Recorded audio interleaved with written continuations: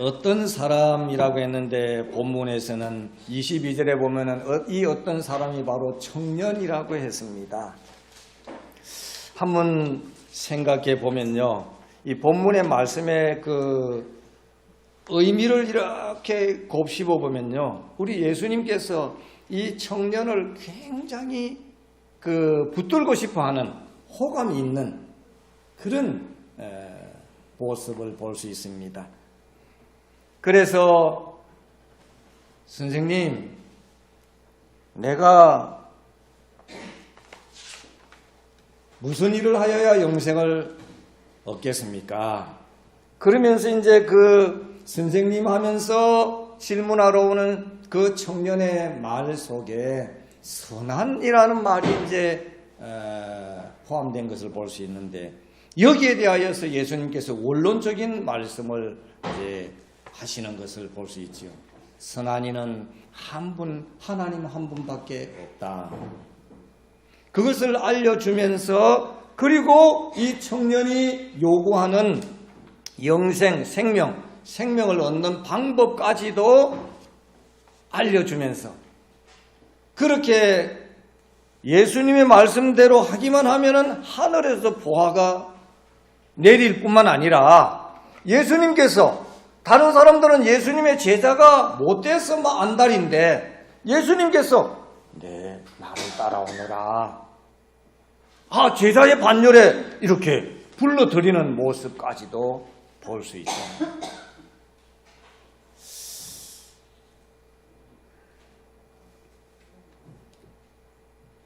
그래서 오늘 본문의 말씀으로 돈이 크게 보이면은 어떤 현상이 우리의 삶 속에서 일어날까? 돈이 크게 보이면, 여기서 돈이 무엇보다 크게 보일 때 문제일까요? 하나님의 말씀을 선포하는 이 강단에서 돈이 크게 보인다라고 하는 그것은 다른 거 있겠습니까? 하나님보다 돈이 크게 보이면은 어떤 현상이 벌어질까? 아이고, 그것도 부담스럽네. 아마 속으로 그러실지 모르겠습니다. 저 역시 이 말씀이 부담스럽습니다. 왜냐하면은 돈 하나님보다 더 크게 볼 때가 많이 있거든요. 그래서 오늘 이런 경우에 오늘 믿음의 사람, 우리 신앙인들은 어떤 자세를 가져야 할까? 자, 오늘 본문의 그 내용을 그렇습니다. 여기서 어떤 사람은 22절에 그 청년이라고 말했지요.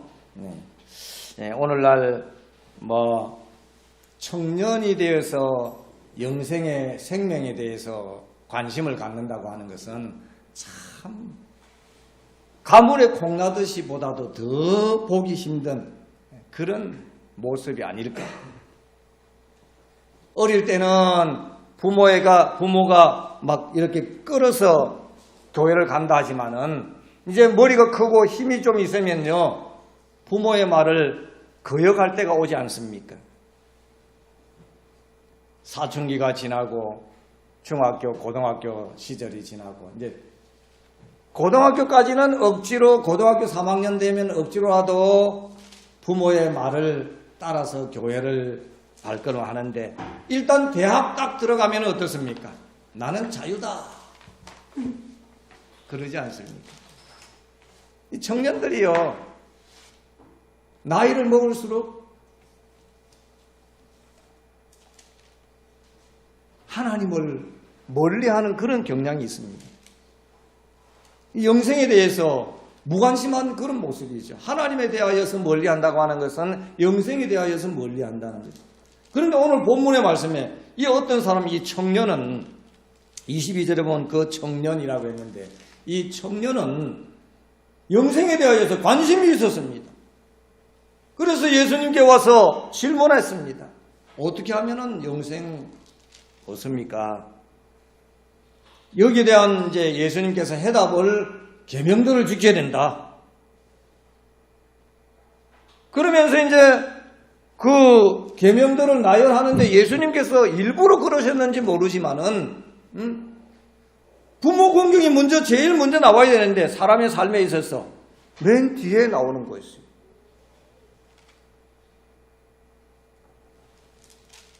구살감도 거탐 하는 그 부모 공경하는 거, 살인하지 말라, 거짓 증거하지 말라, 탐내지 말라, 이런 이제 10계명에 관한 내용이죠. 이 계명을 지키면은 영생에 들어간다. 그런데 이 청년이 선생님 저는요 어릴 때부터 이거 잘 지켜왔어요. 그래서 이 다른 부분에 보면은 이런 말을 하는 청년을 예수님께서는 사랑하사 라는 표현도 하는 것을 볼 수 있습니다. 다른 복음서에 보면요. 사랑하사. 그만큼 이 예수님께서는 이 청년에 대해서 야, 요즘 복이 드물 사람이다. 아마 그런 느낌을 가진 것 같아요. 그래서 성경의 원론적인 얘기도 하면서 이 청년이 묻는 질문에 대한 정확한 대답을 해주는 것입니다.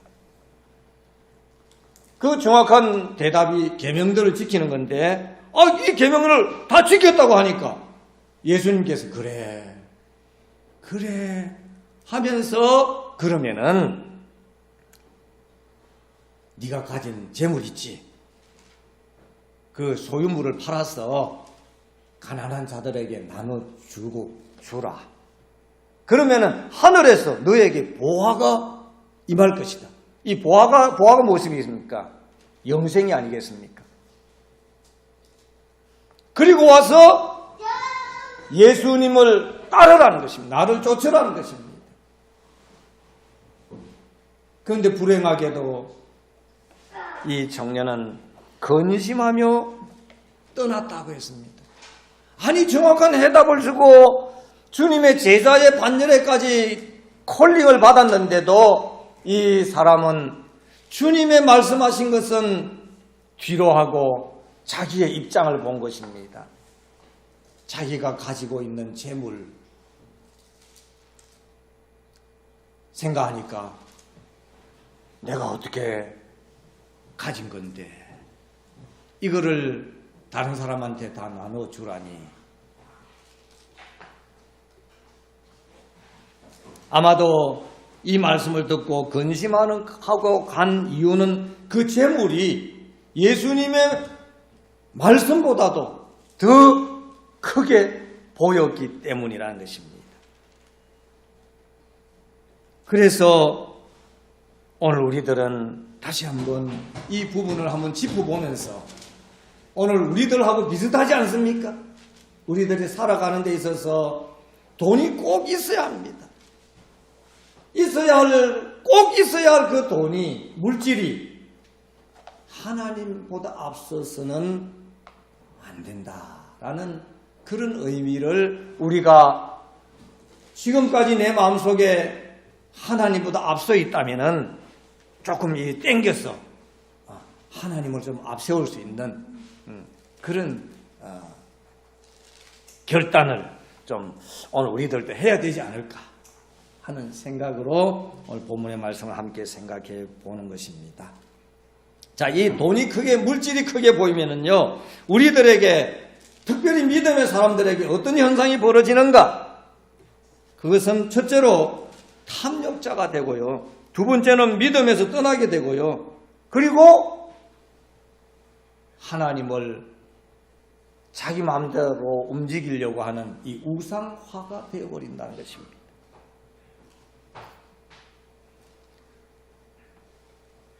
첫째, 이 탐욕자가 된다고 하는 것은 돈이 크게 보이고 물질이 하나님보다 크게 보일 때는 탐욕자가 된다. 야고보서 1장 15절 말씀은 우리가 잘 듣는 말씀 아닙니까? 욕심이 잉태한 적 죄를 낳고 죄가 장성한 적 사망을 낳느니라. 사람이 마음속에 있는 이 욕심, 탐욕, 이거 믿음의 사람에게 있어서는 조심해야 한다는 것입니다.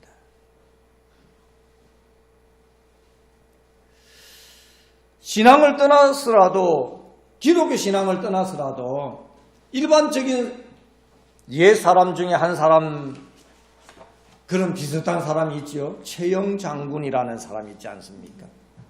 이 사람이 한 말이 있습니다. 황금을 보기를 뭘 같이 하라고요? 돌같이 하라. 오늘날 그 돌도 돈이 됩니다. 좋은 돌 매덕하잖아요. 돌수질하는 사람들. 근데 아마 그 당시에 최영 장군이 있을 당시에는 돌이 그냥 돌로 여긴 것입니다. 돌 수집할 정도로 귀하게 본 것이 아니라. 그러니까 황금을 보기로 돌같이 여긴다고 하는 그 말은 그만큼 청빈한 삶을 살기를 힘쓰라는 것이죠. 그것을 이제 정확하게 성경에서는 욕심이라고 하는데, 이 욕심을 갖지 않도록, 그래서 잠언 30장 8절 9절 말씀에 곧 허탄한 거짓말을 내게서 멀리 하옵시고 나로 가난하게도 마옵시고 부하게도 마옵시고 오직 필요한 양식으로 내게 먹이시옵소서. 우리는 가끔 이 기도문을, 이 말씀을 기도할 때 적용하기도 합니다. 하나님, 제가요 복 주시되 너무 많아서 하나님 모른다 할까봐 그렇고요. 너무 적어서 또 남의 거 도둑질 할까봐 또 그래요. 적당히 살아갈 동안 살아갈 수 있는 여건을 주셔서 좀 좋게 해주시기 바랍니다. 아마 그런 의미로 기도를 할 때도 있습니다. 이 잠언서의 내용이 바로 잠언 30장 9절 말씀이 혹 내가 배불러서 하나님을 모른다. 여호와가 누구냐 할까 하오며 혹 내가 가난하여 도적질하고 내 하나님의 이름을 욕되게 할까 두려워함이니이다. 오늘 믿음의 사람들에게 있어서는 이런 마음까지는 가져야 한다는 것입니다. 비록 돈이 좀 때로는 크게 보일 때 그때 있더라도 그때에 이 말씀을 생각하면서 이러면 안 되지. 이런 마음 가져야 된다는 것입니다. 그 다음에 이제 두 번째로 돈이 크게 보이면 어떤 현상이 벌어지느냐? 믿음에서 떠나버리게 된다는 것입니다.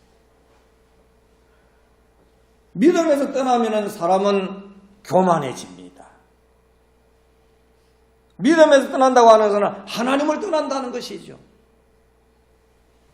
하나님을 떠난 그 자리에 누가 있느냐? 자기 자신이 딱 버티고 있다는 것입니다. 나만큼 이렇게 이제 목에 기부스할 정도 되는 것이죠. 신명기 8장 13절 14절 말씀에 이런 말씀이 있습니다. 또 내 우양이 번성하며 내 은금이 정식하며 내 소유가 풍부하게 될 때에 두렵건대 네 마음이 교만하여 네 하나님 여호와를 잊어버릴까 하노라. 여호와는 너를 애굽 땅 종되었던 집에서 이끌어내시고, 하나님께서 항상 이스라엘 백성들에게 조심해야 할 부분을 강조할 때는 애굽에서 이끌어낸 그것을 기억하라고 말씀하시는 것입니다. 오늘 우리들 역시 마찬가지입니다. 나 같은 죄인을 구원하기 위하여서 예수 그리스도께서 십자가 희생당하신 것, 그걸 기억하자는 것입니다. 그리고 하나님의 약속을 기억하자는 것입니다. 누구든지 저를 믿는 자는 멸망치 않고 영생을 얻는 삶을 살게 된다. 오늘 청년이 요구한 영생, 생명, 바로 하나님 보내신 자 예수 그리스도를 구세주로 인정하고 믿는 자에게 주어지는 것이라고 하는 것. 때로는 가끔 그럽니다. 왜 교회 못 왔어요? 그럼 바빴어요. 그럴 때 어떤 목사님은 그럽니다. 하나님이 더 바쁘게 해서 지옥 직행하게 할까?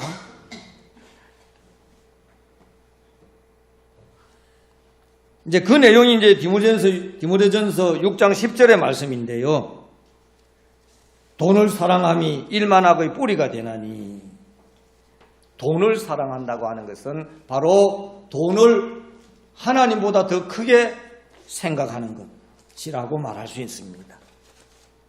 이것은 모든 악이 들어올 수 있는 문을 활짝 열어놓는 것과 같다라는 의미입니다. 이 일만 악이라고 하는 것은 돈을 하나님보다 더 크게 여기는 것은 마음의 문을 악한 세력이 얼마든지 들어오라고 문을 활짝 열어놓는 것과 같다, 그런 의미입니다. 나를 멸망시키고 두렵게 하고 좌절하게 하고 절망을 빠뜨리는 이 악의 세력들, 우리가 살아가는 데 필요한 이 돈을 하나님보다 크게 생각할 때는 그렇게 악의 세력이 내 마음속에 들어와서 악이 도깨비 방망이 들고 도깨비처럼 나에게 달려드는 것이 아니라 나에게 있는 이 자존심, 여기에 착 달라붙어 갖고 너 인생은 너의 것이야 이렇게 만듭니다. 네가 이 세상에서 최고야 이렇게 만듭니다.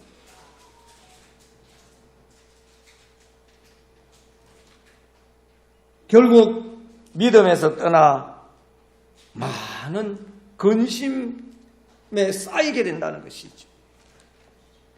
믿음으로 사는 우리가 하나님을 믿는 이유가 무엇입니까?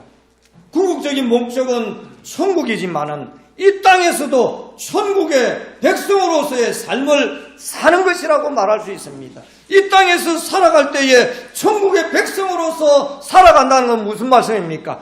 하나님의 보호, 하나님의 은혜 아래 있다라는 그런 의미라는 것입니다.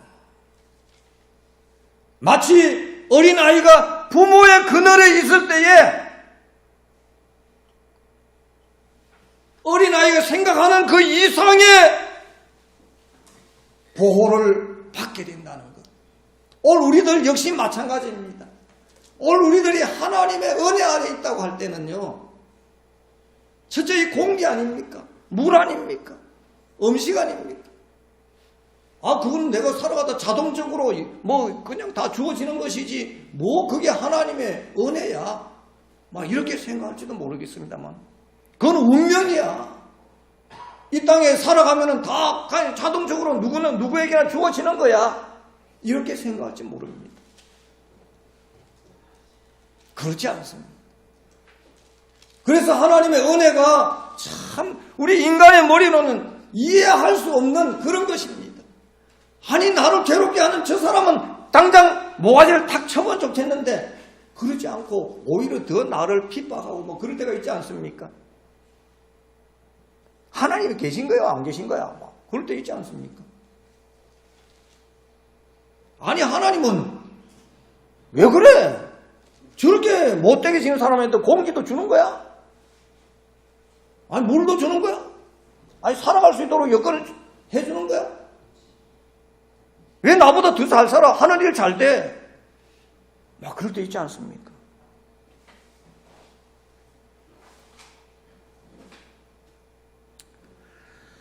여기까지만 하고 우리는 정말 돈이 크게 보여서 믿음을 떠날 정도까지는 가지 않도록 해야 됩니다. 그 다음에 세 번째는요, 이 우상화. 우상화는 다른 거 아닙니다. 믿음을 떠나서, 그래서 믿음을 떠난다고 하는데도 신앙인에게는 하나님이라는 존재가 있습니다. 그런데 그 하나님이라는 존재가 이 우상화될 정도 되면요, 하나님을 가볍게 생각한다는 것입니다.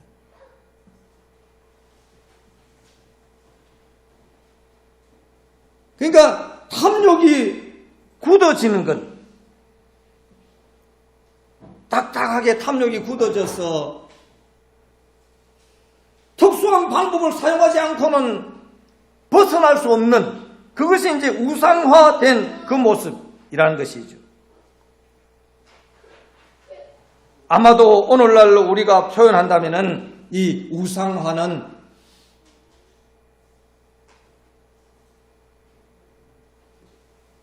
다른 하나님이 있는데 그 하나님이 자기의 하나님으로, 자기가 좌지우지하는 그런 하나님으로 되어버린 것.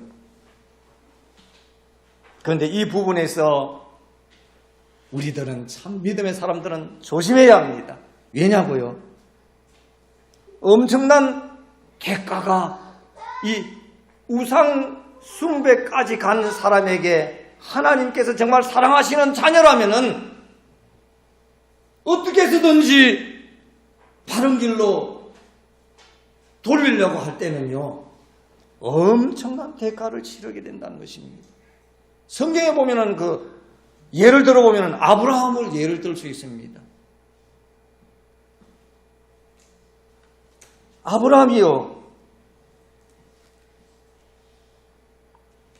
창세기 21장 34절 말씀에 보면은 그가 블레셋 족속의 땅에서 여러 날 지낼 때가 있었습니다. 이 블레셋 족속의 땅에서 여러 날 지낼 때가 언제냐면은 아들 이삭을, 백세에 낳은 아들 이삭을 그곳에서 키우고 있는 그런 상황이었습니다. 백세에 낳은 아들 이삭 얼마나 귀하겠습니까? 이 아브라함에게 있어서 정말 눈에 넣어도, 눈이 아니라 눈 100개 있어도 다 넣어도 아프지 아니할 그런 아들이라는 것입니다. 그것도 블레셋 족속의 땅에서 여러 날 지냈으니까 블레셋 사람들이 살아가는 방식이 무엇이겠습니까? 블레셋 사람들이 살아가는 방식은 물질적입니다.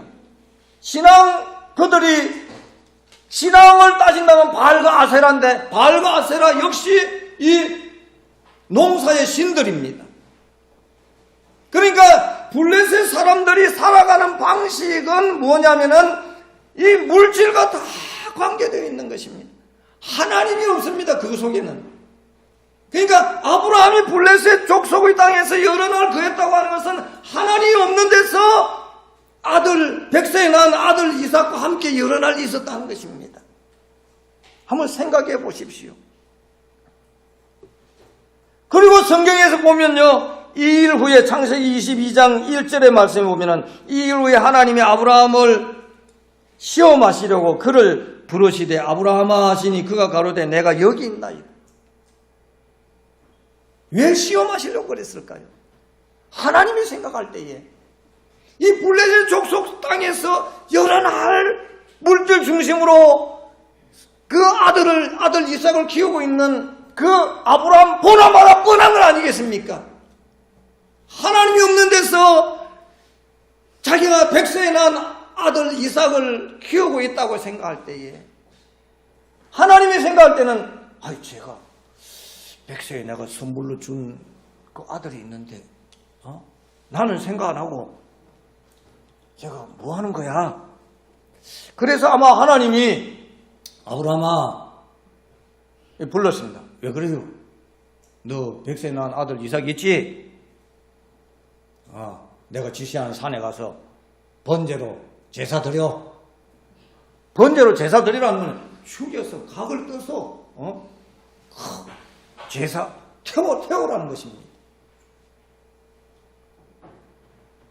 그런데 성경에 보면요, 이 일에 아브라함은 그대로 순종했다는 것입니다.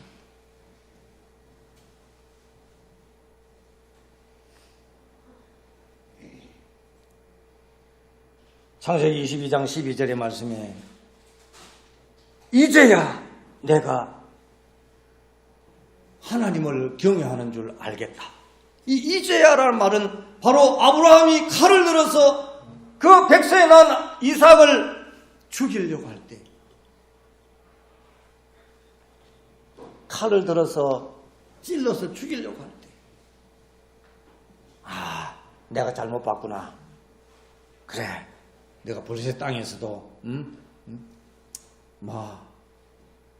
백세에 낳은 아들 이삭을 그래도 키우면서도 나는 잊어버리지 않았구나. 그러면서 하나님께서 이제야 하나님을 경외하는 줄 알았다. 여러 가지 말씀은, 생각은 그냥 여기 이 정도까지 하고요. 자, 오늘 우리들의 삶 속에서 어떤 역경 앞에서도 하나님을 인정하는 믿음의 삶을 살려고 하자는 것입니다. 비록 가까운 사람으로부터 이 상황에서 무슨 하나님이야? 욥이 그러지 않았습니까? 이런 비난을 받더라도 하나님을 좀 더 인정하는 믿음으로 살려고 노력을 하자는 것입니다. 그것이 오늘 우리들이 살아갈 때에 돈이 크게 작게 보일 때가 아마 없을 것입니다. 하나님만큼 이렇게 동등하게 놓든지 아니면 하나님보다 더 크게 보든지 아마 그럴 때가 많을 것입니다. 그럴 때에 우리 믿음의 사람으로서 그래,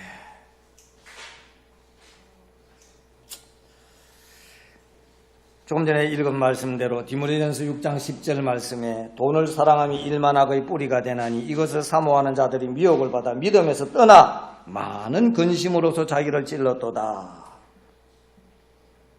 자, 오늘 본문 21절 말씀 우리 같이 다시 한번 읽어봅시다. 21절 자막에는 조그만하게 되어 있는데요.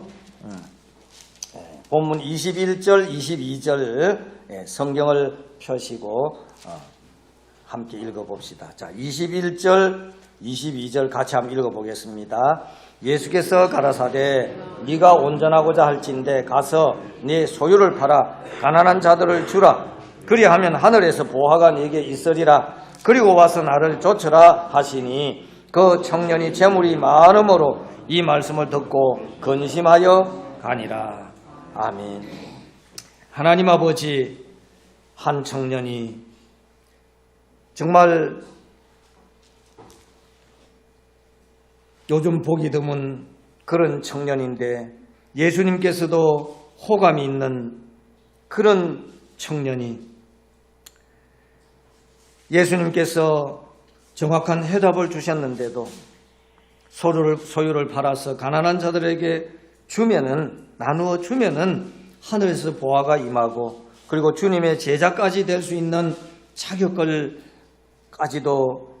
말씀하셨는데 오히려 재물을 크게 봄으로 주님께서 부르는 그 콜링을 알아듣지 못한 이 젊은이처럼 되지 않도록 오늘 우리들의 믿음을 하나님 붙들어 주시옵소서.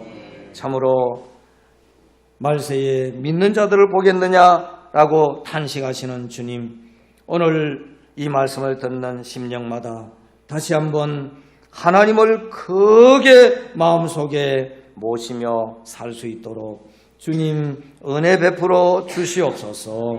예수님의 이름으로 기도드리옵나이다. 아멘.